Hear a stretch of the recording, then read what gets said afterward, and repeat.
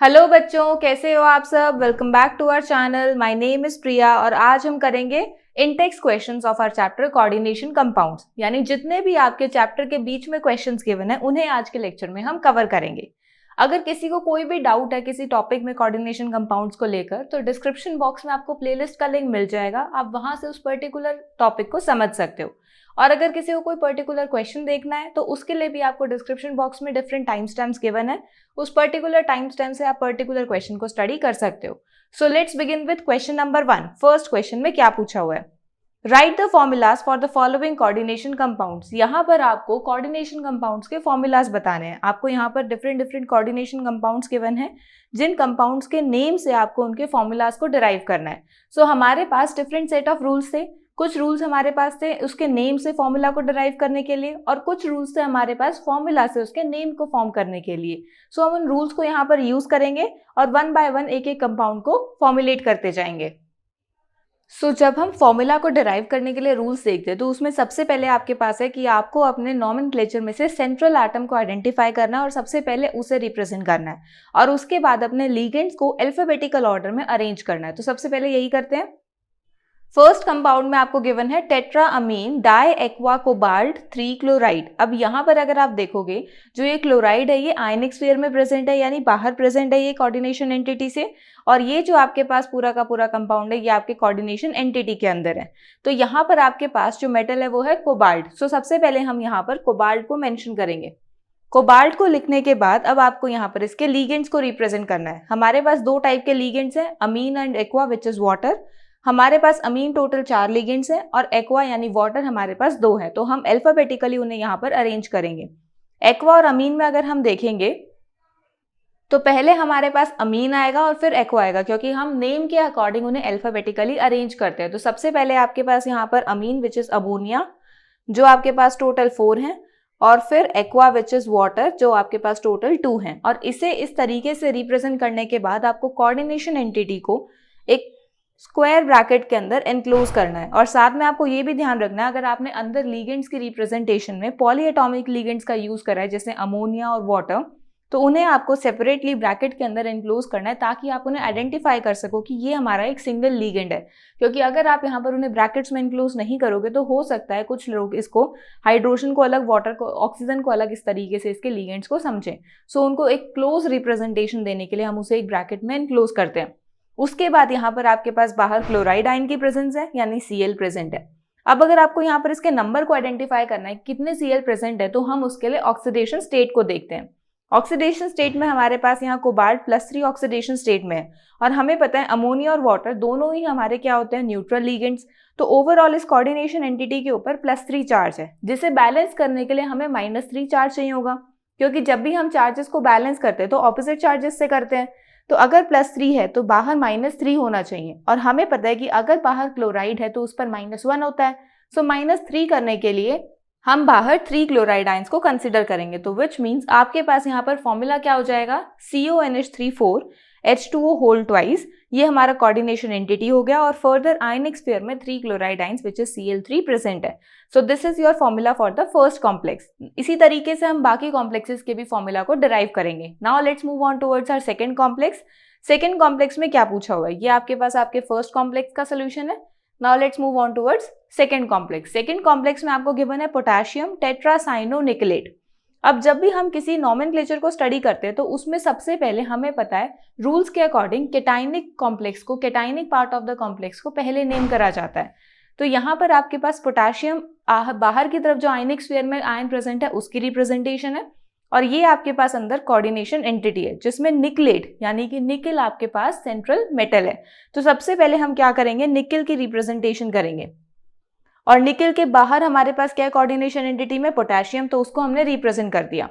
अब नेक्स्ट आपके पास यहाँ लीगेंड्स की रिप्रेजेंटेशन होनी है। लीगेंड आपके पास cyano which is cyanide ligand है सिर्फ, और वो भी 4 नंबर में, सो CN4। ये आपके पास आ गई आपकी कोऑर्डिनेशन एंटिटी। अब आपको ओवरऑल फॉर्मूला डिराइव करने के लिए इसके अंदर ऑक्सीडेशन स्टेट को यूज करना पड़ेगा। निकल इज इन +2 ऑक्सीडेशन स्टेट, और साइनाइड का हमें पता है it is in -1 oxidation state. तो कोऑर्डिनेशन एंटिटी के अंदर +2 और -4 चार्जेस हैं, जिससे ओवरऑल एक -2 चार्ज डेवलप होता है हमारे कोऑर्डिनेशन एंटिटी पे। सो अगर पूरा का पूरा एक कोऑर्डिनेशन एंटिटी नेगेटिवली चार्ज है विच इज -2, तो इसको ऑपोजिट में +2 चार्ज चाहिए होगा, और हमें पता है कि पोटेशियम पे +1 होता है। सो उसके अकॉर्डिंग यहाँ पर हमें 2 पोटेशियम आयंस की रिक्वायरमेंट होगी अपने चार्ज को बैलेंस करने के लिए। सो इस तरीके से हमारे पास फॉर्मूला क्या आ जाएगा, K2NiCN4। So this is your formula for the second complex. इसी तरीके से हम थर्ड कॉम्प्लेक्स को भी सॉल्व करेंगे। सो थर्ड कॉम्प्लेक्स में आपके पास क्या बोला हुआ है, थर्ड कॉम्प्लेक्स में आपको बोला हुआ है tris ethane 1,2 diamine. Tris ethane 1,2 diamine में ये इथेन 1,2 डायमीन है आपके पास इथाइलिन डायमीन, जिसको हम EN से भी रिप्रेजेंट करते हैं। क्रोमियम 3 क्लोराइड विच मीन्स जो मेटल है आपके पास वो है क्रोमियम। सो सबसे पहले हम मेटल की रिप्रेजेंटेशन करेंगे, फिर इसके लीगेंड्स को रिप्रेजेंट करेंगे। लीगेंड्स में हमारे पास सिर्फ और सिर्फ ये इथेन 1,2 डायमीन है, और वो भी 3 नंबर में है, विच मीन्स यहाँ पर आप EN होल थ्राइस से रिप्रेजेंट करोगे। ये आपके पास आ गई आपकी कोऑर्डिनेशन एंटिटी, जिसके बाहर क्लोराइड आयंस प्रेजेंट है। अब नंबर एक्सप्लेन करने के लिए हमें ऑक्सीडेशन स्टेट यूज करनी पड़ेगी। सो ऑक्सीडेशन स्टेट में क्रोमियम आपकी +3 ऑक्सीडेशन स्टेट में है, इथाइलिन डायमीन पे कोई चार्ज नहीं होता, ये एक न्यूट्रल लिगेंड है। सो इसके अकॉर्डिंग हमारे पास यहाँ पर ओवरऑल कोऑर्डिनेशन एंटिटी पे एक +3 चार्ज है, जिसे बैलेंस करने के लिए हमें -3 यानी ऑपोजिट में सेम चार्ज चाहिए होगा, और हमें पता है क्लोराइड पर -1 चार्ज होता है। सो उसके अकॉर्डिंग हमारे पास यहाँ पर 3 क्लोराइड आयंस होंगे तभी चार्ज बैलेंस होगा। सो इसके अकॉर्डिंग हमारे पास फॉर्मूला क्या आता है, CrEn whole thrice Cl3। So this is your formula for your third complex. So जैसे हमने यहाँ पर फर्स्ट 3 पार्ट्स को सॉल्व करा है अपने प्रॉपर रूल्स को यूज करके, बिल्कुल सिमिलर तरीके से आपको आगे जो 3 पार्ट्स गिवन है 4, 5 एंड 6 उन्हें भी सॉल्व करना है अपने रूल्स को यूज करके कि किस तरीके से हम एक नेम से उसके फॉर्मूला को डिराइव कर सकते हैं। सो अगर आप फोर्थ पार्ट को ऑब्जर्व करोगे, इसका फॉर्मूला आपको कुछ इस तरीके से ऑब्जर्व होता है, जिसमें हमें प्लैटिनम सेंट्रल मेटल मिल रहा है और ये कुछ इसके लीगेंड्स मिल रहे हैं। अब यहाँ पर इसकी कैसे अरेंजमेंट आपने फाइंड आउट करी, इसके नेम को देखो, अमीन, ब्रोमिडो, क्लोरिडो, नाइट्रिटो एंड प्लैटिनेट। अब यहाँ पर देखो आपके पास सबसे पहले मेटल की आइडेंटिफिकेशन होती है प्लैटिनेट, विच मीन्स प्लैटिनम आपके पास यहाँ मेटल है, तो प्लैटिनम आपने रिप्रेजेंट करा। प्लैटिनेट का मतलब है कि आपके पास ये अनायनिक कोऑर्डिनेशन एंटिटी है, यानी कि ओवरऑल कोऑर्डिनेशन कॉम्प्लेक्स पर एक नेगेटिव चार्ज आएगा, जिसकी हमने यहाँ रिप्रेजेंटेशन भी करी हुई है, बट अभी आपको यहाँ चार्ज का नंबर नहीं पता। सो अब आप सबसे पहले लीगेंड्स की अरेंजमेंट स्पेसिफाई करोगे। लीगेंड्स में आपके पास अमीन है, अमीन आपके पास अमोनिया लीगेंड है, आपके पास ब्रोमिडो है विच इज ब्रोमाइड, आपके पास क्लोरिडो है विच इज क्लोराइड, आपके पास नाइट्रिटो है, नाइट्रिटो में आपके पास NO2 होता है। अब NO2 के अंदर आपके पास यहाँ पर N से अरेंजमेंट है, यानी NO2 में आपने देखा था ना कि एम्बिडेंटेट लिगेंड है, ये आपके N से भी अटैचमेंट शो करता है और O से भी अटैचमेंट शो करता है। जब N से अटैचमेंट होती है तो इसे हम कैसे रिप्रेजेंट करते हैं, NO2 नेगेटिव से ही शो करते हैं, और O से हमारे पास यहाँ ONO से रिप्रेजेंटेशन हम करते हैं। सो यहाँ N से इसकी अटैचमेंट शो करी हुई है, तो हम इसको NO2 से ही रिप्रेजेंट करेंगे। अब हमें पता है कि हम अल्फाबेटिकली लीगेंड्स को अरेंज करते हैं। अल्फाबेटिकली आप देखोगे तो नेम के अकॉर्डिंग अल्फाबेटिकल अरेंजमेंट होता है। अमीन, ब्रोमिडो और क्लोरिडो, सबसे पहले अमीन ही आएगा, तो अमोनिया सबसे पहले आया, फिर ब्रोमिडो ब्रोमाइड आया, क्लोरिडो क्लोराइड आया, और उसके बाद नाइट्रिटो N साइड से अरेंजमेंट है, सो NO2 आपने यहाँ पर रिप्रेजेंट करा। अब इन तीनों लिगेंड्स पर तो नेगेटिव चार्ज है और ये न्यूट्रल लिगेंड है। प्लैटिनम पर आपको +2 ऑक्सीडेशन स्टेट गिवन है, सो +2 -3, सो ओवरऑल आपके पास +2 और -3 से -1 चार्ज आ जाता है। सो इस तरीके से हमारे ओवरऑल कोऑर्डिनेशन एंटिटी पे एक -1 चार्ज है। सो इस तरीके से आप अपने कोऑर्डिनेशन कॉम्प्लेक्स से उसके फॉर्मूला को डिराइव कर सकते हो उसके नेम से। सो ये आपके पास इस नेम के लिए कोऑर्डिनेशन कॉम्प्लेक्स है। इसी तरीके से हम अपने नेक्स्ट पार्ट को भी सॉल्व करेंगे। फिफ्थ पार्ट में आपको कुछ इस तरीके से अपने फॉर्मूला की डेरिवेशन मिलती है। यहाँ पर जब आप इसके नेम से आइडेंटिफिकेशन करोगे तो आपको नेम में क्या गिवन है, डाइक्लोरिडोबिस, इथेन 1,2 डायमीन, प्लैटिनम 4 नाइट्रेट। अब यहाँ प्लैटिनम आपके पास सेंट्रल मेटल है, सो प्लैटिनम आपने इस तरीके से रिप्रेजेंट करा है। प्लैटिनम की ऑक्सीडेशन स्टेट +4 है और प्लैटिनम इसी तरीके से प्लैटिनेट नहीं है, तो विच मीन्स कोऑर्डिनेशन कॉम्प्लेक्स एक पॉजिटिव चार्ज है और आउटसाइड आपका एक आयनिक स्फीयर भी है विच इज नाइट्रेट। सो हमने इसको नाइट्रेट को बाहर लिखा है। अभी हमें यहाँ पर नंबर्स नहीं पता, अभी आप बस इतना ध्यान रखो कि प्लैटिनम और नाइट्रेट हमने आइडेंटिफाई करा है। अब लिगेंड्स आइडेंटिफाई करते हैं। सबसे पहले आपको डाइक्लोरिडो के बने विच मीन्स 2 क्लोराइड लिगेंड्स, बिस ethane 1,2 diamine which is EN, ethylene diamine, जिसको हम EN से रिप्रेजेंट करते हैं। तो यहाँ पर आपके पास ये भी 2 में गिवन है, तो आपके पास 2 लिगेंड्स EN के हैं, 2 लिगेंड्स क्लोराइड के हैं। क्लोराइड और इथेन डायमीन में हमें यहाँ पर अल्फाबेटिकल अरेंजमेंट के अकॉर्डिंग क्लोराइड पहले आएगा, सो Cl2 और उसके बाद EN2 हम रिप्रेजेंट करेंगे और इसे एक स्क्वायर ब्रैकेट में एनक्लोज कर देंगे। अब यहाँ आप देख सकते हो इथाइलिन डायमीन एक न्यूट्रल लिगेंड है, क्लोराइड पे -1 चार्ज है और प्लैटिनम पे +4, तो +4 -2, क्योंकि क्लोराइड 2 है आपके पास, तो ओवरऑल +2 चार्ज आएगा। नाइट्रेट पर -1 होता है, सो आपके पास अगर ये +2 है तो आपको आउटसाइड नेगेटिव प्रॉपर उतना ही ऑपोजिट चार्ज चाहिए होगा, यानी -2 चार्ज चाहिए होगा। सो यहाँ पर आप क्या करोगे, 2 नाइट्रेट कॉम्प्लेक्सेस को बाहर यूज करोगे, जिससे आपके पास सेम नंबर में ऑपोजिट चार्ज आ जाएगा, जो हमारे पास कोऑर्डिनेशन एंटिटी है उसे बैलेंस करने के लिए। सो आपके पास फिफ्थ क्या फॉर्मूला डिराइव होगा, यानी फिफ्थ कोऑर्डिनेशन कॉम्प्लेक्स का फॉर्मूला क्या होगा आपके पास, platinum Cl2En2, this is your coordination entity, and nitrate 2 complexes are outside, that is present in ionic sphere part. So this was your fifth part. Now let's move on towards the sixth complex. जब आप sixth complex को observe करोगे आपको कुछ इस तरीके से अपने फॉर्मूला को डेरिवेशन मिलेगा आपको। अब ये फॉर्मूला कैसे डिराइव हुआ है, यहाँ देखो आपके पास आयरन 3 हेक्सासाइनोफेरेट। अब यहाँ पर आपको 2 कॉम्प्लेक्सेस गिवन है, मतलब 2 कॉम्प्लेक्स नहीं, आपको 2 मेटल आयन गिवन है, एक आपके पास आयरन है, दूसरा फेरेट है। फेरेट से हम आइडेंटिफाई कर सकते हैं कि कोऑर्डिनेशन एंटिटी की बात हो रही है, कोऑर्डिनेशन कंपाउंड के अंदर की बात हो रही है। क्यों? क्योंकि जब भी हम किसी नेगेटिवली चार्ज कोऑर्डिनेशन एंटिटी को नेम करते हैं तो उस केस में हम उसकी 8 से एंडिंग करते हैं मेटल की।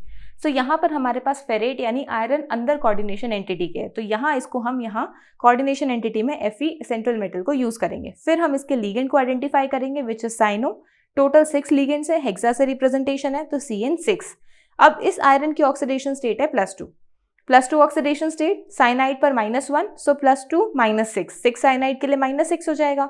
ओवरऑल इसके ऊपर चार्ज क्या आएगा, -4। तो आपके पास यहां पर FeCN6 -4 एक कोऑर्डिनेशन एंटिटी आ जाएगी। अब इस कोऑर्डिनेशन एंटिटी को बैलेंस करने के लिए बिल्कुल सिमिलर ऑपोजिट चार्ज में हमें बैलेंस चाहिए होगा, यानी कि हमें +4 चार्ज चाहिए बाहर की तरफ। अब यहां पर आयरन +3 ऑक्सीडेशन स्टेट में, यानी बाहर की तरफ तो हमारे पास है आयरन +3 ऑक्सीडेशन स्टेट में। तो जब भी हमारे पास कुछ इस तरीके से कॉम्प्लेक्स होते हैं जिनमें डिफरेंट ऑक्सीडेशन स्टेट होती है, तो हम क्या करते हैं, इनकी कोऑर्डिनेशन जो नंबर होता है उसको हम इन ऑक्सीडेशन स्टेट से मल्टीप्लाई कर देते हैं, यानी क्रॉस मल्टीप्लाई कर देते हैं। जैसे आप ये नहीं करते थे पहले फॉर्मूलाज में, अगर आपके पास एक M और N 2 एलिमेंट्स हैं, एक पर आपके पास +2 चार्ज, दूसरे पर -3 चार्ज, तो इसका फॉर्मूला क्या बनाते थे आप, M3N2। ये आपके पास फॉर्मूला हो जाता था, इसको इससे मल्टीप्लाई करते थे, इसको इससे मल्टीप्लाई करते थे। तो यहाँ पर भी सेम चीज करनी है, जो Fe+3 है बाहर, इसको आप 4 से रिप्रेजेंट करोगे, 4 से मल्टीप्लाई करोगे, और अंदर वाले कोऑर्डिनेशन एंटिटी को आप 3 से मल्टीप्लाई करोगे, जिससे आपके पास ओवरऑल चार्ज जो है वो बैलेंस हो जाएगा। देखो 4 3 आर, क्योंकि +3 ऑक्सीडेशन स्टेट है एक आयरन पर, और यहाँ 4 आयरन एलिमेंट्स हैं, तो यहाँ पर आप +3 × 4 करोगे तो आपके पास आएगा +12। वहीं अगर आप इस कोऑर्डिनेशन एंटिटी पे देखोगे तो -4 चार्ज है, 3 कोऑर्डिनेशन एंटिटी के लिए -12 हो जाएगा। सो -12 और +12 आपस में बैलेंस आउट हो जाएंगे। सो इसी रीजन की वजह से हमारे पास इस कॉम्प्लेक्स का फॉर्मूला क्या होगा, Fe4 FeCN6 whole thrice. So this is your complex for the 6th molecule, या this is your formula for the 6th complex. So इस तरीके से हम अपने फॉर्मूलाज को डिराइव कर सकते हैं यूजिंग द नॉमेनक्लेचर, और आपको रूल्स को यहाँ पर ध्यान रखना है कि किस तरीके से हम फॉर्मूले के डेरिवेशन के रूल्स को यूज करेंगे, और 1 by 1 स्टेप बाय स्टेप हम अपने फॉर्मूला को डिराइव कर लेंगे। सो this was your question number 1। I hope आपको यहाँ पर फॉर्मूलाज डिराइव करने अच्छे से आ गए होंगे। बस आपको ये ध्यान रखना है कि हमें रूल्स यूज करने हैं, और रूल्स में भी हमें क्या क्या ध्यान रखनी है। सबसे पहली बात, हमें सबसे पहले सेंट्रल मेटल को आइडेंटिफाई करना है। उसके बाद हमें यहाँ पर सेंट्रल मेटल के आइडेंटिफिकेशन के बाद लीगेंड्स की अरेंजमेंट करनी है, और लीगेंड्स की अरेंजमेंट भी हमें कैसे करनी है, अल्फाबेटिकली। जैसे अगर यहाँ पर अमीन और वाटर है, अमीन में क्या हो रहा है आपके पास AMMINE, और एक्वा में AQUA। तो एक्वा और अमीन में अगर आप देखोगे तो पहले आपके पास अमीन आता है अल्फाबेटिकली, AA तो है पर नेक्स्ट लेटर आपके पास Q और M है, तो वो आपके पास M अल्फाबेटिकली पहले आएगा, तो इस वजह से हमने अमीन को पहले रिप्रेजेंट करा है। सो अल्फाबेटिकल अरेंजमेंट में ही आपको यहाँ पर लीगेंड्स की अरेंजमेंट करनी है। ध्यान रखना है कि अगर कोई पॉलीएटॉमिक लीगेंड है तो उसे ब्रैकेट में एनक्लोज करना है, ताकि आप उसे सिंगल एंटिटी की तरह समझ सको। और अगर आपके पास ओवरऑल जो कोऑर्डिनेशन एंटिटी है उस पर नेगेटिव चार्ज है, तो उसके मेटल के एंड में आपको 8 से रिप्रेजेंटेशन मिलेगी, तो आप आइडेंटिफाई कर सकते हो अपने कोऑर्डिनेशन एंटिटी के चार्ज को, और फिर अपने फॉर्मूला से उसको क्रॉस चेक कर सकते हो, क्रॉस वेरीफाई कर सकते हो। So this was your question number 1। Now let's move on to question number 2। Question number 2 में क्या पूछा हुआ है, write the IUPAC name of the following coordination compounds. अब यहाँ पर आपको कुछ फॉर्मूलाज गिवन है कोऑर्डिनेशन कंपाउंड के, इनके नेम्स यानी नॉमेनक्लेचर को आपको डिफाइन करना है। लास्ट क्वेश्चन यानी क्वेश्चन नंबर 1 में हमने उनके नॉमेनक्लेचर से फॉर्मूलाज को डिराइव करा था। अब इस क्वेश्चन में हम फॉर्मूलाज से उसके नॉमेनक्लेचर को डिराइव करेंगे, यानी हमने दोनों तरीके से अपने क्वेश्चन को सॉल्व कर लेंगे। सो उस क्वेश्चन में हमने फॉर्मूला के डेरिवेशन के रूल्स को स्टडी करा था, यहाँ पर हम नॉमेनक्लेचर के लिए रूल्स को स्टडी करेंगे। सो नॉमेनक्लेचर के रूल्स को जब हम स्टडी करते हैं, जो हमने स्टडी करा था उसके अंदर हमने क्या देखा था कि सबसे पहले हम केटाइंस यानी जो पॉजिटिवली चार्ज आयन होता है हमारे पास पूरे कोऑर्डिनेशन कॉम्प्लेक्स में, उसको हम नेम करते हैं। अब चाहे वो आपका कोऑर्डिनेशन एंटिटी भी हो सकता है या आयनिक स्फीयर में भी हो सकता है, तो जो भी आपके पास होगा उसको पहले नेम करेंगे। सो अगर हम फर्स्ट कॉम्प्लेक्स देखते हैं तो इसमें हम क्लियरली आइडेंटिफाई कर सकते हैं कि हमारा कोऑर्डिनेशन एंटिटी ओवरऑल एक पॉजिटिव चार्ज में है, क्योंकि क्लोराइड बाहर आयनिक स्फीयर में है जो कि -1 चार्ज रिप्रेजेंट करता है। सो हम सबसे पहले अपने कोऑर्डिनेशन एंटिटी को नेम करेंगे, और कोऑर्डिनेशन एंटिटी को जब हम नेम करते हैं तो उसमें सबसे पहले लिगेंड्स को नेम करा जाता है और फिर मेटल की तरफ मूवमेंट होती है। तो सबसे पहले आप लिगेंड्स को आइडेंटिफाई करो। यहाँ पर आपके पास अमोनिया लिगेंड है जिसको हम अमीन से रिप्रेजेंट करते हैं, और टोटल 6 है, तो इसके लिए हम हेक्सा वर्ड यूज करेंगे। सो यहाँ पर इस कंपाउंड का नेम कैसे होगा, हेक्सा अमीन। इसके बाद आपको इसके सेंट्रल मेटल को नेम करना है। सेंट्रल मेटल आपके पास कोबाल्ट है, और ओवरऑल ये केटाइनिक कॉम्प्लेक्स है, तो केटाइनिक एंटिटी के अंदर हम कोबाल्ट यानी सेंट्रल मेटल को एज सच लिखेंगे। अगर हमारे पास जो ये पूरा कोऑर्डिनेशन एंटिटी है इस पे नेगेटिव चार्ज होता तो हम अपने मेटल के एंड में 8 वर्ड यूज करते, वो हमने अपने फॉर्मूलाज के अंदर जो रूल्स है उसमें देखा था। सो यहाँ पर आपके पास इस कंपाउंड में क्या लिखोगे आप, कोबाल्ट, और इसके बाद रोमन न्यूमरल्स में ब्रैकेट में इसकी ऑक्सीडेशन स्टेट को रिप्रेजेंट करोगे। सो ऑक्सीडेशन स्टेट के लिए आप देख रहे हो यहाँ पर 3 क्लोराइड आइंस है विच वाज -3 अगर बाहर है तो ओवरऑल हमारे पास कोऑर्डिनेशन एंटिटी पे +3 चार्ज होगा, और हमें पता है कि हमारा जो अमोनिया लिगेंड है it is a neutral ligand. So जो कोबाल्ट है वो आपका +3 ऑक्सीडेशन स्टेट शो करेगा। सो यहाँ पर आपके पास कोबाल्ट में +3 चार्ज होगा, और इसके बाद आप अपने क्लोराइड यानी आयनिक स्फीयर को रिप्रेजेंट करोगे। यहाँ पर आयनिक स्फीयर को रिप्रेजेंट करते हुए हम नंबर्स असाइन नहीं करते हैं। सो ये रूल्स के अकॉर्डिंग हमारे पास नॉमेनक्लेचर क्या आ जाएगा इस मॉलिक्यूल का, hexaammine cobalt 3 chloride. So this is your first complex. इसी तरीके से हम बाकी कॉम्प्लेक्सेस को भी नेम करेंगे। सेकेंड कॉम्प्लेक्स में देखते हैं क्या पूछा हुआ है।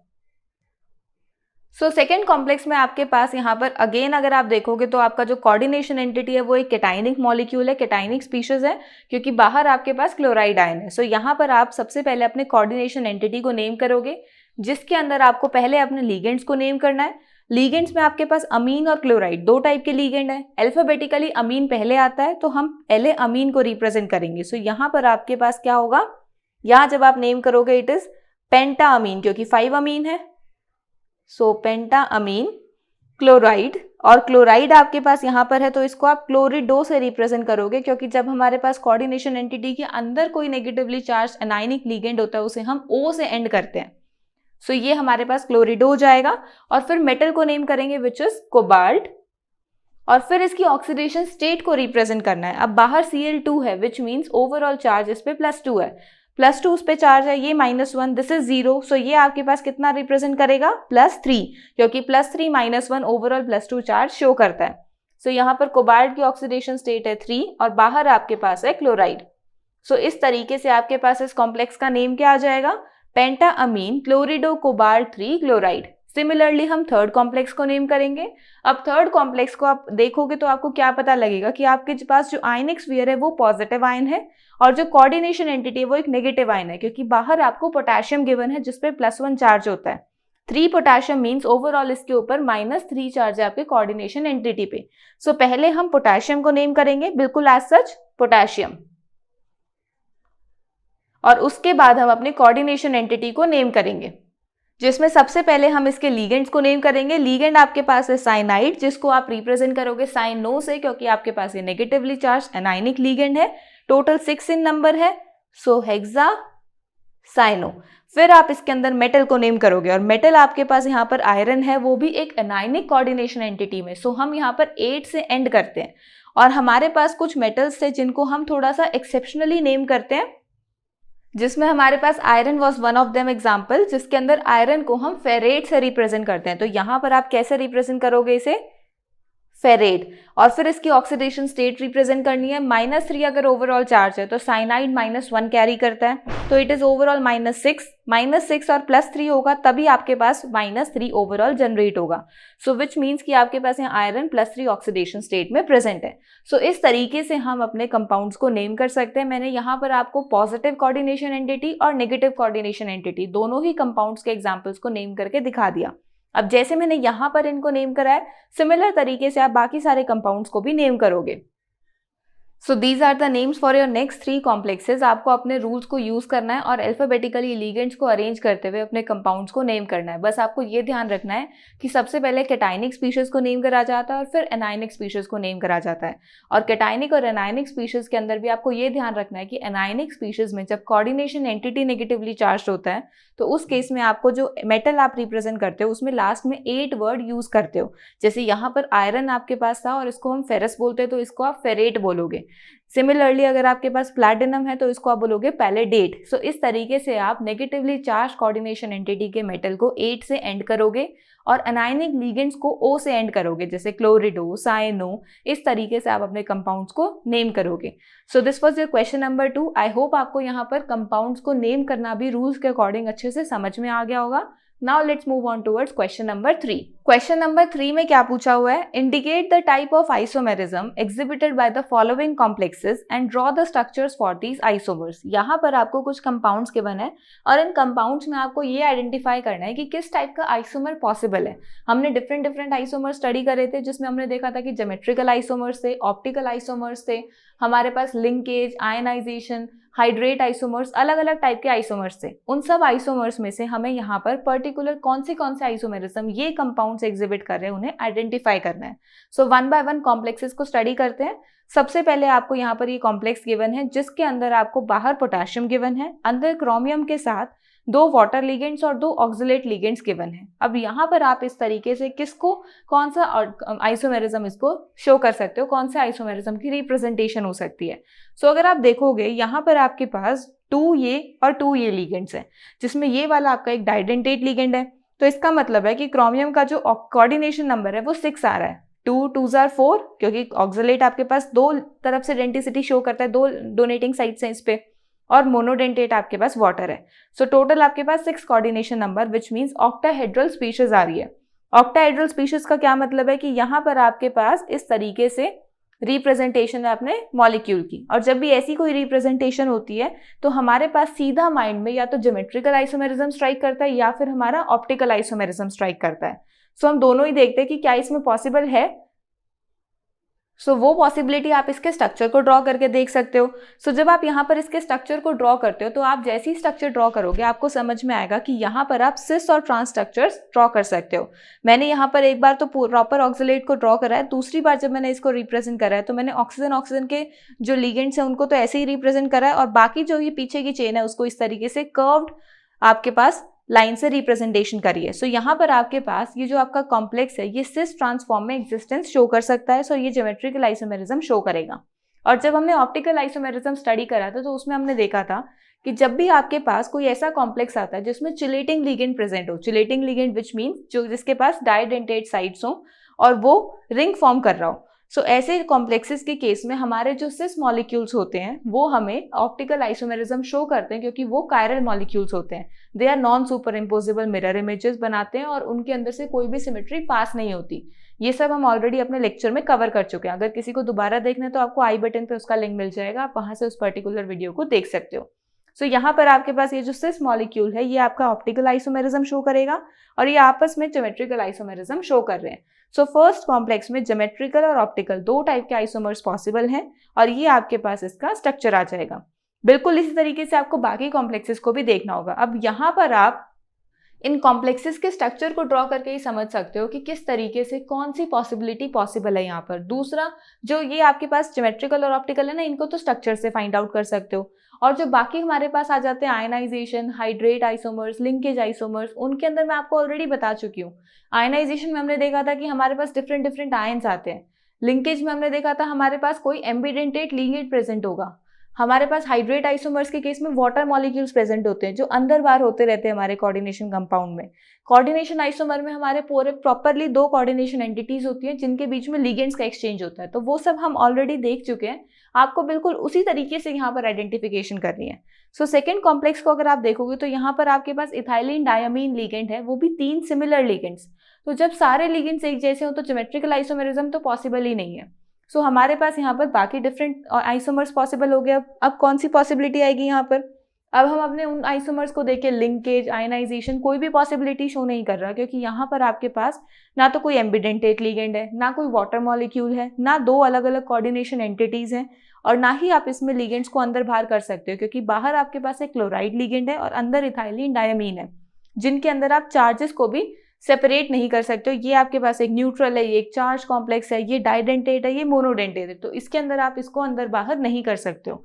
सो इसका मतलब है कि यहाँ पर आपके पास सिर्फ एक ही आइसोमेरिज्म बचा, विच इज ऑप्टिकल आइसोमेरिज्म, और हमें पता है कि चिलेट कॉम्प्लेक्सेस यूजुअली आपको ऑप्टिकल आइसोमेरिज्म शो करते हैं, और ये तो आपके एनसीईआरटी का ही एग्जाम्पल है। So this will show optical isomerism. So यहाँ पर इस तरीके से आपको सेकंड मॉलिक्यूल में आपको ऑप्टिकल आइसोमेरिज्म मिलेगा, जिसमें मैंने यहाँ पर इथाइलिन डायमीन को, जो हमारा एक्चुअल में ये स्ट्रक्चर होता है, उसको इस तरीके से रिप्रेजेंट करा है। नाइट्रोजन को तो एज सच लिखा है, और बाकी जितने भी हमारे पास ये कंपाउंड में बाकी स्पीशीज बचती है उन्हें मैंने कर्व्ड एरो से, कर्व्ड चेन से रिप्रेजेंट करा है। अब ये हमारे पास इसका स्ट्रक्चर है, जिसकी ऑप्टिकल आइसोमेरिज्म के लिए मैंने इसका non super impossible mirror image को ड्रॉ करा है, जो कि आप क्लियरली आइडेंटिफाई कर पा रहे हो, जिससे कि एक कायरल मॉलिक्यूल और ऑप्टिकल आइसोमेरिज्म शो करता है। It is an optically active molecule. So this was your second complex. Now let's move on towards third complex. अब थर्ड कॉम्प्लेक्स को अगर आप देखोगे तो यहाँ पर आपको क्या मिल रहा है? जब आप इस कॉम्प्लेक्स में देख रहे हो तो आपके पास एक NO2 लिगेंड आ रहा है। NO2 लिगेंड हमने कहाँ स्टडी करा था? NO2 लिगेंड हमने स्टडी करा था कि NO2 एक एम्बिडेंटेट लिगेंड है, जिसके पास 2 डोनेशन साइट्स होती है, बट वो एक बारी में सिर्फ एक बारी से डोनेट करता है, एक साइड से डोनेट करता है। यानी यहाँ पर नाइट्रोजन और ऑक्सीजन दोनों साइड्स डोनेशन की तरह वर्क कर सकती हैं, बट या तो एक बारी में नाइट्रोजन से डोनेशन होगी या एक बारी में ऑक्सीजन से डोनेशन होगी। तो जिसका मतलब है कि आपके पास यहाँ पर ये एम्बिडेंटेट नेचर शो कर रहा है। एम्बिडेंटेट लिगेंड आते ही हमारे पास ये सीधा का सीधा लिंकेज आइसोमेरिज्म शो करता है। सो एक तो इसमें लिंकेज आइसोमेरिज्म पॉसिबल है। दूसरी, यहाँ पर हम जब इसके स्ट्रक्चर को ड्रॉ करेंगे तो आपको पता लगेगा कि इसकी भी कोई सिमेट्रिकल अरेंजमेंट नहीं है, तो यहाँ पर आपको ये ऑप्टिकल आइसोमेरिज्म भी शो करता हुआ मिलेगा। और तीसरा, यहाँ पर हमें आयनाइजेशन आइसोमेरिज्म मिलेगा। वो कैसे मिलेगा देखो। सबसे पहले यहाँ पर आपको लिंकेज आइसोमेरिज्म मिलेगा, जिसमें आप देखोगे NO2 और ONO, दो तरीके से आप यहाँ पर इसकी लिंकेज शो कर सकते हो। दूसरा, यहाँ ऑप्टिकल आइसोमेरिज्म मिलेगा, क्योंकि जब आपने इसका स्ट्रक्चर ड्रॉ करा तो आपके पास जो स्क्वायर प्लेनर अरेंजमेंट थी, इस स्क्वायर प्लेनर अरेंजमेंट में 4 डिफरेंट लिगेंड्स आ रहे हैं। तो यहाँ पर आपके पास इसमें जब आप इसकी मिरर इमेज देखते हो तो it is a non super impossible mirror image. Sorry, इस कॉम्प्लेक्स में आपको ऑप्टिकल आइसोमेरिज्म नहीं मिलेगा, क्योंकि ये non super imposable mirror image तो बना रहा है, बट इस मॉलिक्यूल में सिमेट्रिकल अरेंजमेंट है। आप इस स्क्वायर प्लेनर स्टेट में देखो, जब आप इसको प्लेन से कट करोगे तो बेशक यहाँ पर एक डिफरेंट लिगेंड है, बट ये अपर प्लेन और लोअर प्लेन में तो बिल्कुल हाफ्स में डिवाइड हो रहा है। इसको आप एक बॉल की तरह सोचो, ये एक बॉल है जो एक पूरी सेम कलर की है, तो अपर हाफ और lower half of the ball same रहेगा। सो इसमें सिमेट्रिकल अरेंजमेंट पॉसिबल है, सिमेट्री प्रेजेंट है, इस वजह से यहाँ पर ऑप्टिकल आइसोमेरिज्म नहीं है। यहाँ सिर्फ लिंकेज और आयनाइजेशन आइसोमेरिज्म पॉसिबल है। आयनाइजेशन कैसे है? आप नाइट्रेट और नाइट्राइट आयंस को अंदर बाहर कर सकते हो। सो इस तरीके से आप यहाँ पर क्या शो करोगे कि हमारे इस कॉम्प्लेक्स में 2 टाइप के आइसोमेरिज्म पॉसिबल है, linkage isomerism and ionisation isomerism. यहाँ पर आप देखो, जो हमारे पास नाइट्रेट और नाइट्राइट्स हैं, इनको जब हम अंदर बाहर करते हैं तो हमारे पास 2 डिफरेंट टाइप के आयंस प्रोड्यूस होते हैं। सो इस तरीके से हम यहाँ पर आयनाइजेशन आइसोमेरिज्म को भी आइडेंटिफाई कर सकते हैं। Now let's move on towards the fourth molecule. Fourth molecule में आपके पास अगेन प्लैटिनम पे 4 डिफरेंट लिगेंड्स लगे हुए हैं, जिसमें 2 सेम है। तो यहाँ पर आपको अगेन ज्योमेट्रिकल आइसोमेरिज्म मिल सकता है, स्क्वायर प्लेनर अरेंजमेंट में सिस ट्रांस की फॉर्मेशन मिल सकती है। सो फोर्थ कॉम्प्लेक्स में आपके पास ज्योमेट्रिकल आइसोमेरिज्म प्रेजेंट है, जिसके स्ट्रक्चरल रिप्रेजेंटेशन को आप इस तरीके से शो करोगे, सिस ट्रांस अरेंजमेंट यहाँ पर एग्जिस्टेंस शो कर सकते हैं। सो इस तरीके से हमने अपने चारों ही कॉम्प्लेक्सेस के अंदर इसके आइसोमर्स को आइडेंटिफाई कर लिया, और इसी तरीके से आपको बाकी कोई भी कॉम्प्लेक्स मिलेगा तो उसमें आपको उसके आइसोमेरिज्म को आइडेंटिफाई करना है। जो आपके ज्योमेट्रिकल और ऑप्टिकल आइसोमर्स हैं उन्हें आप स्ट्रक्चर बनाकर आइडेंटिफाई कर सकते हो, और बाकियों को तो आप उनके लिगेंड्स आइडेंटिफाई कर सकते हो। So this was your question number 3। Now let's move on towards question number 4। Question number 4 में क्या पूछा हुआ है? Give evidence that this and this are ionization isomers. अब यहाँ पर आपको ये बताना है कि आपके पास ये जो 2 कॉम्प्लेक्सेस गिवन है ये आयनाइजेशन आइसोमेरिज्म शो कर रहे हैं, इसका एविडेंस देना है। अब हमें तो देखने से पता लग रहा है कि हाँ ये आयनाइजेशन आइसोमेरिज्म शो कर रहा है, क्योंकि आपके पास यहाँ पर क्या हो रहा है, डिफरेंट अंदर बाहर आयंस आ रहे हैं। अब जब हम आयनाइजेशन आइसोमेरिज्म की बात करते हैं तो हम कैसे आइडेंटिफाई करते हैं, हमें पता है कि जैसे ही हम इसको वाटर में डिसॉल्व करेंगे तो हमारे पास डिफरेंट टाइप के आयंस आएंगे। बट वो जो डिफरेंट टाइप के आयंस है आप उन्हें कैसे प्रूव करोगे, कंफर्म करोगे? सो उनकी कंफर्मेशन के लिए हम कोई रिएजेंट ऐड करेंगे जिससे आपके पास या तो सल्फेट रिएक्ट होता मिलेगा या फिर क्लोराइड रिएक्ट होता मिलेगा, तभी तो आप वहां पर उसकी रिएक्शन को आइडेंटिफाई कर सकते हो। सो यहाँ पर भी हम सिमिलर एविडेंस, अपना सिमिलर कंफर्मेटरी टेस्ट यूज करेंगे। सो आप अपने क्वेश्चन को आंसर कैसे करोगे? Ionization isomers when dissolved in water ionize to give different ions. हमें पता है यहाँ से डिफरेंट आयंस मिलते हैं दोनों कॉम्प्लेक्सेस में। आप देखोगे कोऑर्डिनेशन एंटिटी में तो आप आइडेंटिफाई नहीं कर सकते आयंस को, बट आयनिक स्फीयर में आपके पास सल्फेट और क्लोराइड दो डिफरेंट आयंस आ रहे हैं, जिन्हें आइडेंटिफाई करने के लिए हम कोई डिफरेंट रिएजेंट यूज करेंगे। So these ions then reacted differently with different reagents to give different products. अब यहाँ पर हमने दो तरीके के रिएजेंट्स लिए, एक हमने बेरियम आयन लिया, दूसरा हमने सिल्वर आयन लिया। बेरियम आयन सिर्फ सल्फेट के साथ रिएक्शन शो करता है और जो सिल्वर है वो आपका सिर्फ और सिर्फ क्लोराइड आयंस के साथ रिएक्शन शो करता है। सो जब आप इस कॉम्प्लेक्स के साथ बेरियम और सिल्वर आयंस की रिएक्शन देखोगे, बेरियम के साथ जब आप इसकी रिएक्शन देखोगे तो आपको बेरियम सल्फेट के व्हाइट प्रेसिपिटेट्स मिलेंगे नीचे। सो इसका मतलब है कि यहाँ पर आपके पास सल्फेट प्रेजेंट है और सिल्वर के साथ यहाँ पर कोई रिएक्शन नहीं मिलेगी, तो इसका क्या मतलब है, बाहर कोई सिल्वर आयन नहीं है। वहीं अगर आप इसके आइसोमर को लेकर रिएक्शन देखते हो सिल्वर और बेरियम के साथ, तो सिल्वर के साथ आपको रिएक्शन मिल जाती है, प्रेसिपिटेट्स मिल जाते हैं, और बेरियम के साथ कोई रिएक्शन नहीं मिलती। सो यहाँ से हम डिस्टिंग्विश कर सकते हैं कि हमें दो अलग अलग टाइप के आयंस मिल रहे हैं, क्योंकि अलग अलग रिएजेंट्स के साथ रिएक्शन हो रही है, और इसी रीजन से हम इनको आयनिक आइसोमेरिज्म के अंदर कैटेगराइज करते हैं। So this is the evidence for your ionization isomerism. So this was your question number 4। Now let's move on to question number 5। Question number 5 में क्या पूछा हुआ है? Explain on the basis of valence bond theory that NiCN4 2 negative ion with square planar structure is diamagnetic and this ion with tetrahedral geometry is paramagnetic। इस question में क्या पूछा हुआ है? इसमें सबसे पहले आपको दो कॉम्प्लेक्सेस दे रखे हैं और दोनों की आयनिक फॉर्म गिवन है आपको, और इसकी ज्योमेट्री आपको गिवन है। यानी कि ये जो आपके पास कॉम्प्लेक्स है NiCN4 2 नेगेटिव, इस कॉम्प्लेक्स की ज्योमेट्री आपके पास है स्क्वायर प्लेनर, यानी आप कह सकते हो कि स्क्वायर प्लेनर अरेंजमेंट में एग्जिस्ट कर रहा है, और NiCl4 टेट्राहेड्रल ज्योमेट्री यानी टेट्राहेड्रल अरेंजमेंट में एग्जिस्टेंस शो कर रहा है। साथ में इनके मैग्नेटिक बिहेवियर की भी आपको प्रॉपर्टी गिवन है कि ये डायमैग्नेटिक है और ये पैरामैग्नेटिक है। अब आपको यहाँ पर ये चीज़ ऑब्जर्वेशंस आपको ऑलरेडी बता रखे हैं, आपको रिजल्ट्स बता रखे हैं, आपको ये कंफर्म करके बताना है, या फिर आप ये बोल सकते हो कि आपको ये बताना है कि इन रिजल्ट्स तक हम कैसे पहुंचे। आपको ये एक्सप्लेन करना है कि यहाँ पर दोनों ही कॉम्प्लेक्सेस में हमने निकल यूज़ करा है, दोनों ही कॉम्प्लेक्सेस में जो निकल की ऑक्सीडेशन स्टेट है वो +2 है, और दोनों ही कॉम्प्लेक्सेस में कोऑर्डिनेशन नंबर भी 4 है, पर उसके बावजूद भी हमें डिफरेंट ज्योमेट्री और डिफरेंट अरेंजमेंट ऑब्जर्व हो रहा है इलेक्ट्रॉन्स का, जिससे हमें डिफरेंट मैग्नेटिक बिहेवियर मिल रहा है हमारे कॉम्प्लेक्सेस का। सो वो चीज़ आपको एक्सप्लेन करनी है, और किस बेसिस पर एक्सप्लेन करनी है? वैलेंस बॉन्ड थ्योरी के बेसिस पर एक्सप्लेन करनी है। तो सबसे पहले अगर हमें ध्यान हो वैलेंस बॉन्ड थ्योरी पे, जब भी हम मैग्नेटिक बिहेवियर एक्सप्लेन करते थे तो हम ऐसे बोलते थे कि कभी भी आपको मैग्नेटिक बिहेवियर एक्सप्लेन करना है तो मेटल अकेला आपको यूज़ नहीं करना है, उसके साथ में उसकी इंटरेक्शन लिगेंड के साथ इंटरेक्शन उसकी स्टडी करनी है। क्योंकि जब हम लिगेंड्स को स्टडी करते हैं तो वैलेंस बॉन्ड थ्योरी के अकॉर्डिंग हमारे पास दो टाइप के लिगेंड्स हैं, एक स्ट्रॉन्ग फील्ड लिगेंड, दूसरा वीक फील्ड लिगेंड, जिसको हमने स्पेक्ट्रोकेमिकल सीरीज के अंदर अरेंजमेंट में देखा था। स्ट्रॉन्ग फील्ड लिगेंड की टेंडेंसी होती है कि वो इलेक्ट्रॉन्स को पेयर करवा देता है, और वीक फील्ड लिगेंड्स के पास टेंडेंसी होती है वो इलेक्ट्रॉन्स को एज सच रखता है, कोई पेयरिंग नहीं करवाता। सो पेयरिंग करवाने की वजह से क्या होता है कि जो कॉम्प्लेक्स हमें लगता है कि ये क्या है, एक अनपेयर्ड इलेक्ट्रॉन्स रखने वाला कॉम्प्लेक्स है, पैरामैग्नेटिक कॉम्प्लेक्स है, तो हो सकता है वहाँ पर हमें डायमैग्नेटिक कैरेक्टर मिले, क्योंकि जब वो पेयरिंग करवाता है तो जो अनपेयर्ड इलेक्ट्रॉन्स है ना वो एक दूसरे के साथ पेयर अप हो जाते हैं, तो इस वजह से हमें वहाँ पर डायमैग्नेटिक कैरेक्टर शो होने लग जाता है। और उसी के ऑपोजिट अगर हम कोई वीक फील्ड लिगेंड कंसिडर करते हैं तो उस केस में हमें एज सच कोई पेयरिंग ऑब्जर्व नहीं होती है, तो कोई चेंज इन मैग्नेटिक बिहेवियर भी ऑब्जर्व नहीं होता है। तो यहाँ पर भी हम इन लिगेंड्स को, इनके जो ये हमारे कॉम्प्लेक्सेस, इनको लिगेंड बिहेवियर पर एक्सप्लेन करेंगे। सो दोनों ही कॉम्प्लेक्सेस को जब आप क्लोजली ऑब्जर्व करोगे तो लिगेंड्स आपको यहाँ पर दोनों में डिफरेंट दिख रहे हैं। एक में आपके पास CN नेगेटिव लिगेंड है विच इज साइनाइड, दूसरे में आपके पास क्लोराइड लिगेंड है।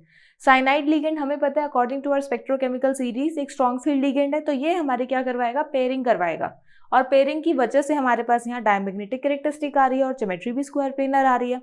और NiCl4 में क्या होता है आपके पास, ये जो क्लोराइड लिगेंड है ये एक वीक फील्ड लिगेंड है, कोई पेयरिंग नहीं करवाता, तो आपके पास जो बाहर वाले ऑर्बिटल्स है सिर्फ वही आपकी इलेक्ट्रॉनिक कन्फिग्रेशन और हाइब्रिडाइजेशन में पार्टिसिपेट करते हैं।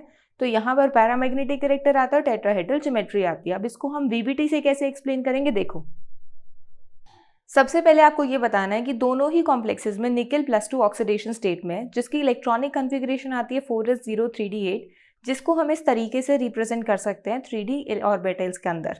तो यहाँ पर हमारे पास D8 कन्फिग्रेशन कुछ इस तरीके से रिप्रेजेंटेशन शो कर रही है अपनी। तो इस कन्फिग्रेशन के अकॉर्डिंग हमारे पास जो निकल के कॉम्प्लेक्स होने चाहिए वो क्या होने चाहिए, पैरामैग्नेटिक, क्योंकि हमारे पास 2 अनपेयर्ड इलेक्ट्रॉन्स हैं।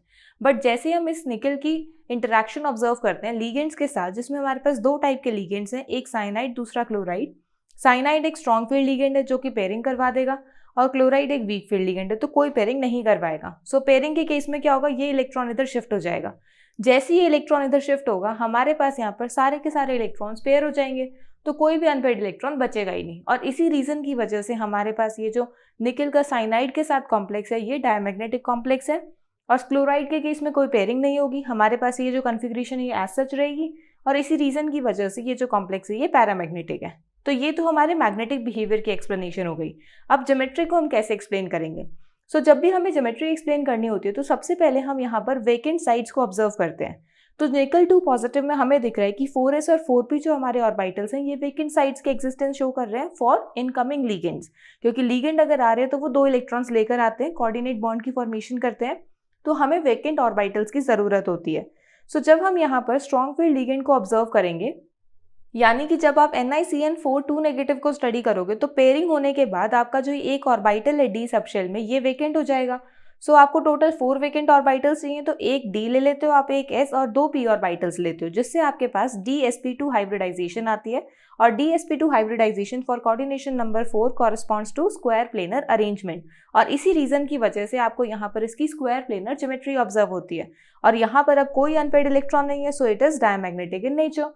अब वहीं अगर आप NiCl4 के स्ट्रक्चर को ऑब्जर्व करोगे तो उस केस में आपको कोई आपकी पेयरिंग नहीं होती है, तो आपको एज सच अपनी इलेक्ट्रॉनिक कन्फिग्रेशन मिलती है, तो यहाँ पर कोई वैकेंट साइट अवेलेबल नहीं है। तो हम इसके आगे वाले ऑर्बिटल्स को कंसीडर करेंगे, जिसमें एक S और 3 P ऑर्बिटल्स कंसीडर करने पर हमारे पास हाइब्रिडाइजेशन आ रही है sp3 which is for tetrahedral arrangement, और यहाँ पर आपके पास 2 अनपेयर्ड इलेक्ट्रॉन्स हैं, so this complex is paramagnetic in nature. इस तरीके से आप अपने कॉम्प्लेक्सेस को डिफरेंशिएट कर सकते हो, एक्सप्लेन कर सकते हो on the basis of valence bond theory. I hope आपको यहाँ पर वैलेंस बॉन्ड थ्योरी को यूज करना अच्छे से आ गया होगा। This was your question number 5। Now let's move on to question number 6। Question number 6 में क्या पूछा हुआ है, NiCl4 2 negative is paramagnetic while NiCO4 is diamagnetic, though both are tetrahedral why. अब यहाँ पर आपको 2 कॉम्प्लेक्सेस गिवन है, दोनों ही कॉम्प्लेक्सेस की ज्योमेट्री टेट्राहेड्रल है, बट जब हम इनके मैग्नेटिक बिहेवियर को ऑब्जर्व करते हैं तो NiCl4 हमें पैरामैग्नेटिक मिलता है और NiCO4 हमें डायमैग्नेटिक मिलता है। इसका क्या रीजन है? जब भी हम मैग्नेटिक बिहेवियर को स्टडी करते हैं तो हमें पता है हमने 2 थ्योरी स्टडी करी थी, valence bond theory and crystal field theory. Valence bond theory आपके मैग्नेटिक बिहेवियर को एक्सप्लेन करती है और क्रिस्टल फील्ड थ्योरी आपके कलर को एग्जिबिट करती है। हम यहाँ पर जब भी मैग्नेटिक बिहेवियर को स्टडी करेंगे तो जब तक आपको CFT से एक्सप्लेन करने के लिए ना बोला जाए, CFT से आप स्प्लिटिंग में एक्सप्लेन कर सकते हो, हमने उसको चैप्टर में ऑलरेडी डिस्कस करा है, तब आप हमेशा वैलेंस बॉन्ड थ्योरी को ही यूज करोगे। तो यहाँ पर भी हम VBT को यूज करके इन दोनों ही कॉम्प्लेक्सेस को एक्सप्लेन करेंगे, जिसमें हमें वैलेंस बॉन्ड थ्योरी के अकॉर्डिंग लिगेंड के नेचर के बेसिस पर मैग्नेटिक बिहेवियर को स्टडी करना होता है, क्योंकि आप मेटल की इंटरैक्शन जब तक लिगेंड के साथ ऑब्जर्व नहीं करोगे तब तक आप उसके मैग्नेटिक बिहेवियर को एक्सप्लेन नहीं कर सकते हो।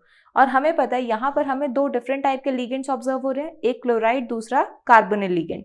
हमें पता है कार्बोनिल लिगेंड एक स्ट्रॉन्ग फील्ड लिगेंड है, तो ये पेयरिंग करवाएगा, जिसकी वजह से हमें यहाँ पर डायमैग्नेटिक कैरेक्टर ऑब्जर्व हो रहा है। और वहीं Cl4 के केस में हमें यहाँ पर क्लोराइड के केस में पैरामैग्नेटिक कैरेक्टर मिल रहा है, क्योंकि ये एक वीक फील्ड लिगेंड है। मैग्नेटिक बिहेवियर तो आ गया, टेट्राहेड्रल अरेंजमेंट इसके इलेक्ट्रॉनिक कन्फिग्रेशन से समझ आ जाएगी जैसे जैसे आप इसके वैलेंस बॉन्ड थ्योरी को स्टडी करते जाओगे, रिप्रेजेंट करते जाओगे।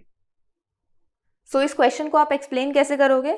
This is due to the nature of ligands, chloride is weak field ligand and it does not cause pairing, hence NiCl4 2 negative is paramagnetic, while CO is a strong field ligand and causes pairing of electrons in 3D subshell, so diamagnetic in nature and this can be explained by VBT। हमें पता है यहाँ पर निकल again +2 state में है, जिसकी electronic configuration आती है 4s0 3d8, जिसकी रिप्रेजेंटेशन कुछ इस तरीके से है।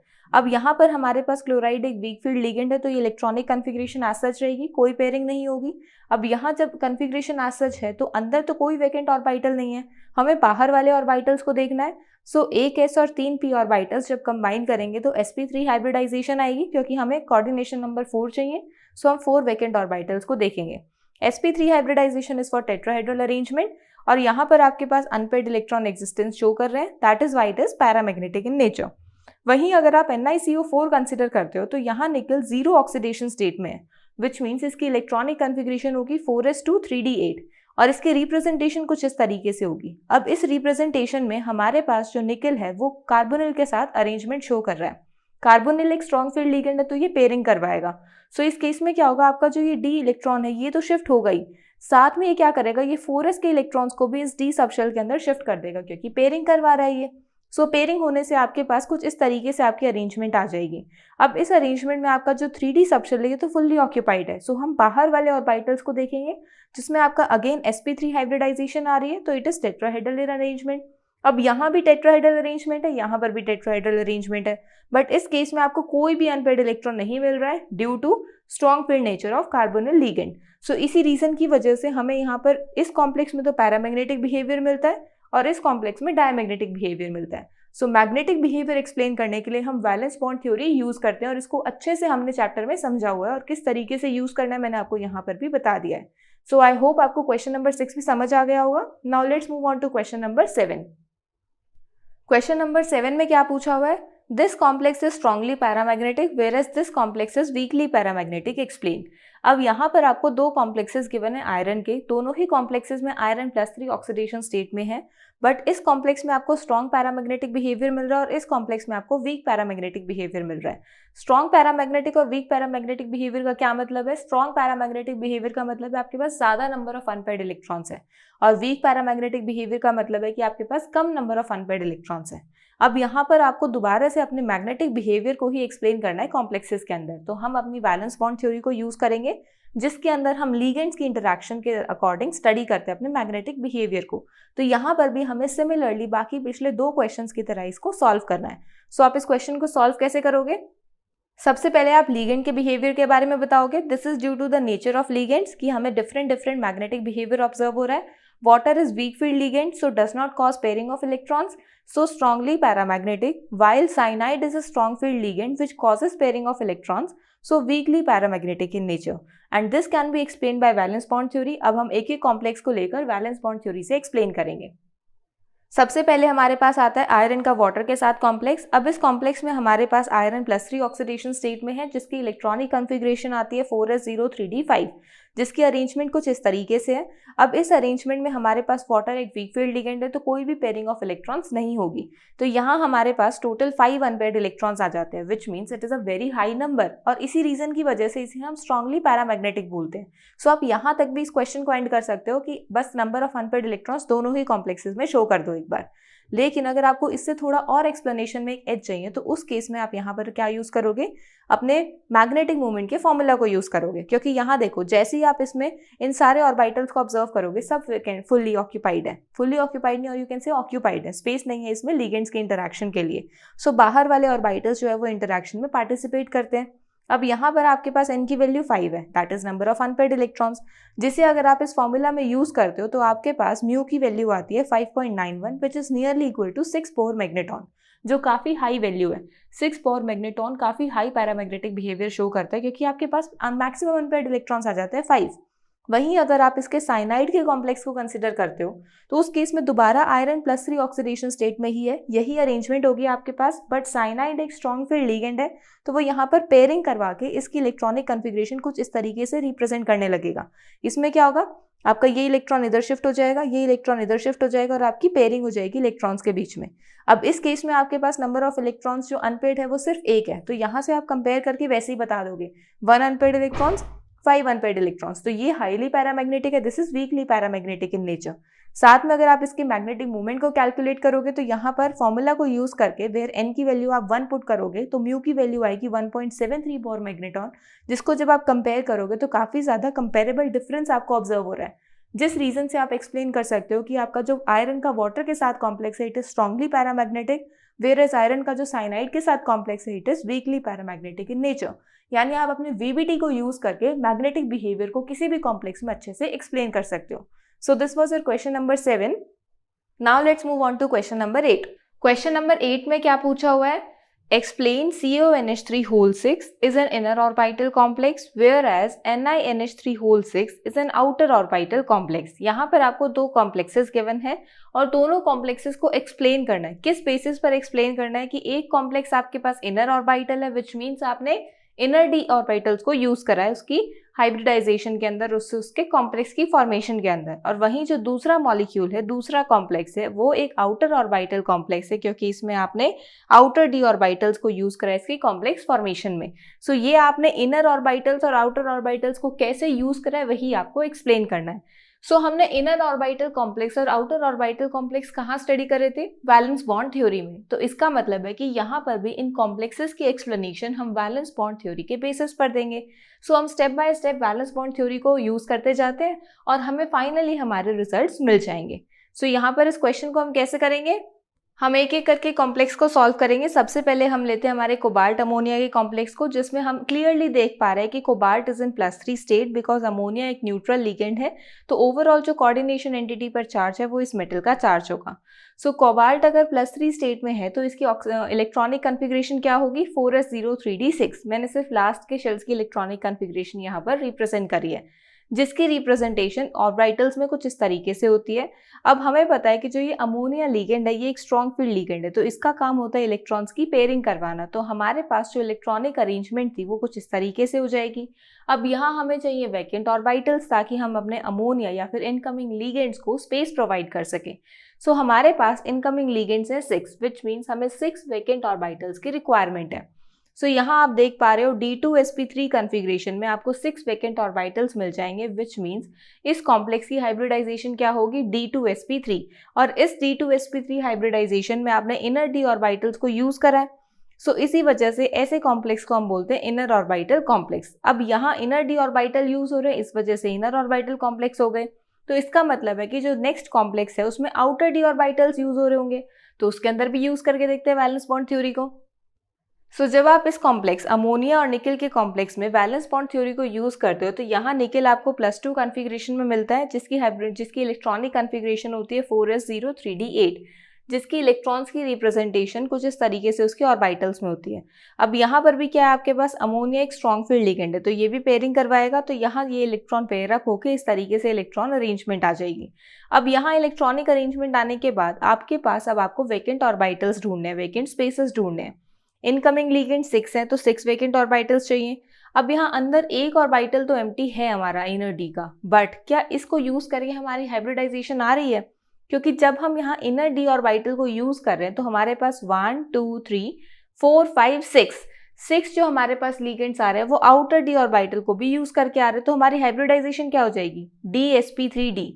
Now only one orbital is vacant in 3D subshell which when used will show DsP3d configuration। पर क्या ये configuration हमने कहीं स्टडी करी है?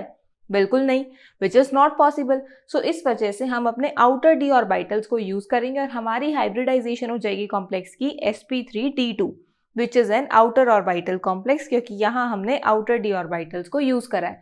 सो आई होप आपको यहाँ दोनों ही कॉम्प्लेक्सेस अच्छे से क्लियर हो गए होंगे कि क्यों हमने किसी कॉम्प्लेक्स को इनर ऑर्बिटल बोला है और दूसरे कॉम्प्लेक्स को आउटर ऑर्बिटल कॉम्प्लेक्स बोला है। और यहाँ इनर ऑर्बिटल में स्पेस होने के बावजूद भी हमने आउटर ऑर्बिटल्स को यूज करा है क्योंकि हमारे पास यहाँ से एक डिफरेंट कन्फिग्रेशन आ रही है which is not possible. So I hope आपको यहाँ पे क्वेश्चन अच्छे से क्लियर हो गया होगा। So this was your question number 8। Now let's move on to question number 9।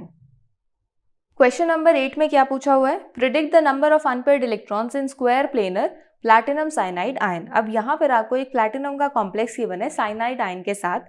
यहाँ पर इसके अरेंजमेंट आपको ऑलरेडी गिवन है कि ये स्क्वायर प्लेनर अरेंजमेंट में है, तो इसके अंदर आपको इसके अनपेयर्ड इलेक्ट्रॉन्स आइडेंटिफाई करने हैं।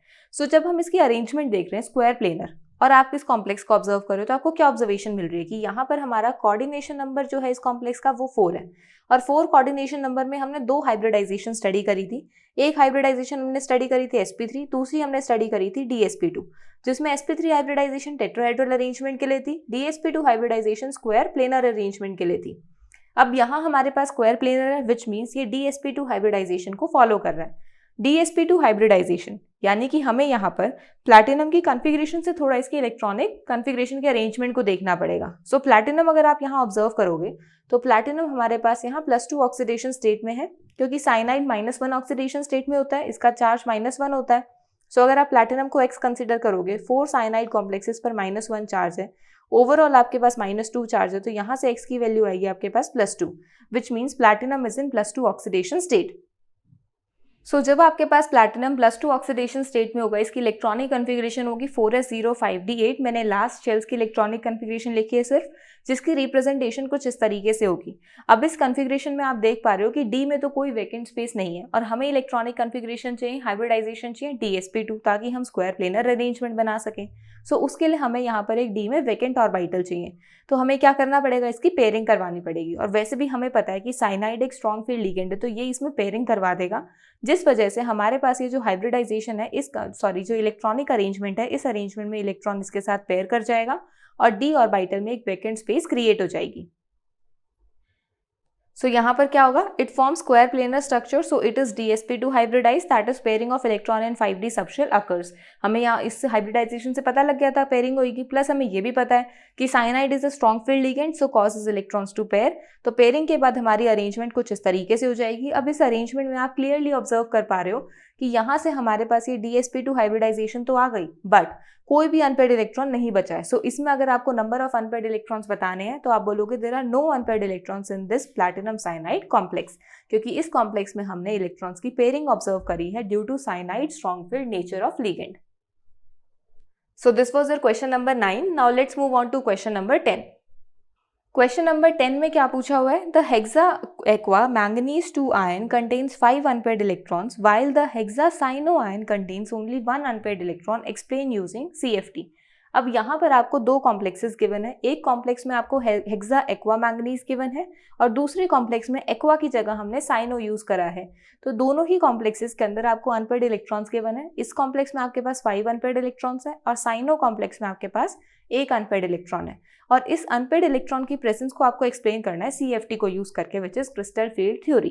क्योंकि यहाँ पर आप देख रहे हो दोनों ही कॉम्प्लेक्सेस में हम मैंगनीज मेटल यूज कर रहे हैं जिसकी ऑक्सीडेशन स्टेट सेम है, कोऑर्डिनेशन नंबर सेम है हमारे पास कॉम्प्लेक्स का। तो यहाँ पर हमारे पास जो अनपेयर्ड इलेक्ट्रॉन्स है उसमें इतना चेंज क्यों आ रहा है, तो ऑब्वियस ही बात है, वो तो हमें पता है कि लिगेंड्स के नेचर की वजह से आ रहा है। हमारे पास डिफरेंट टाइप के लिगेंड्स है, तो उसके नेचर के बेसिस पर हम यहाँ एक्सप्लेन कर सकते हैं। सो इस क्वेश्चन का आंसर हम VBT से भी दे सकते हैं और CFT से भी दे सकते हैं। जैसे मैंने आपको बताया ही था कि आप दोनों थ्योरीज यूज कर सकते हो, बट जो आपको यहाँ स्पेसिफाइड होगा उसी को यूज करोगे। अगर आपको स्पेसिफाइड नहीं होता तो आप किसी भी थ्योरी को यूज कर सकते थे।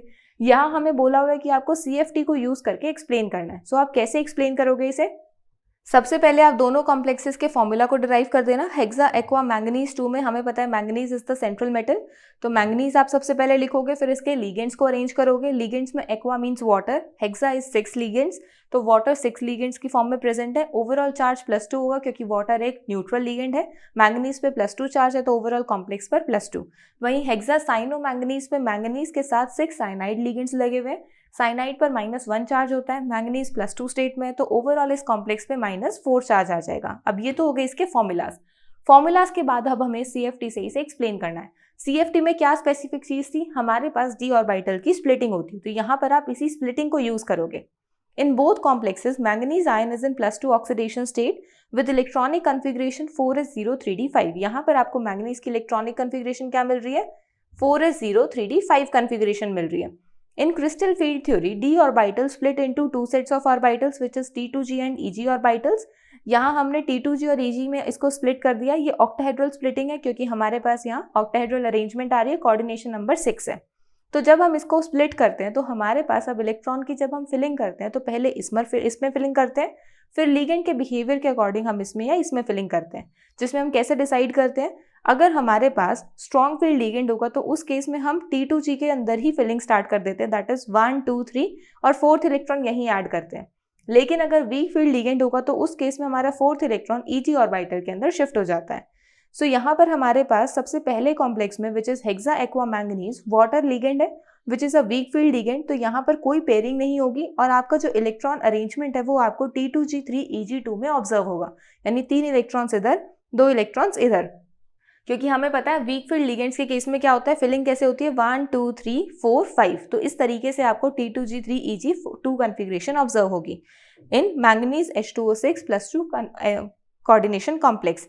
हेंस 5 अनपेयर्ड इलेक्ट्रॉन्स प्रेजेंट है यहाँ पे, 3 अनपेयर्ड इलेक्ट्रॉन T2G में और 2 अनपेयर्ड इलेक्ट्रॉन Eg में। इस तरीके से इलेक्ट्रॉन्स की फिलिंग होगी ना 1 2 3 4 एंड 5। और वहीं अगर आप साइनाइड के कॉम्प्लेक्स को कंसिडर करोगे तो साइनाइड एक स्ट्रॉन्ग फील्ड लिगेंड है, ये क्या करेगा, पेयरिंग करवाएगा।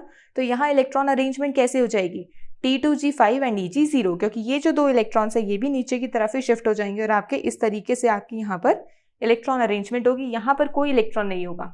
तो अगर आप देख रहे हो तो T2G में 5 इलेक्ट्रॉन्स और Eg में 0 इलेक्ट्रॉन्स, तो यहाँ पर आपकी अरेंजमेंट क्या आ जाएगी, T2G5 एंड Eg0। इसके अकॉर्डिंग हमारे पास यहाँ पर अब सिर्फ एक अनपेयर्ड इलेक्ट्रॉन है, so 1 unpaired electron is present in this complex. So इसी रीजन से आप एक्सप्लेन कर सकते हो कि हमारे पास हेक्सा एक्वा मैंगनीज में 5 अनपेयर्ड इलेक्ट्रॉन्स है और हेक्सा साइनो मैंगनीज में 1 अनपेयर्ड इलेक्ट्रॉन है। इसके लिगेंड के बिहेवियर पर आप इसकी एक्सप्लेनेशन दे सकते हो। सो इस तरीके से आप अनपेयर्ड इलेक्ट्रॉन की प्रेजेंस शो कर सकते हो क्रिस्टल फील्ड थ्योरी को यूज करके। सो this was your question number 10 and with this your Intex questions is completed. I hope आपको सारे के सारे क्वेश्चन समझ में आ गए होंगे। इफ अगर आपको कोई भी डाउट है तो आप कमेंट सेक्शन में पूछ सकते हो। So if you like the video then do like and share the video and also subscribe to our channel. Thank you.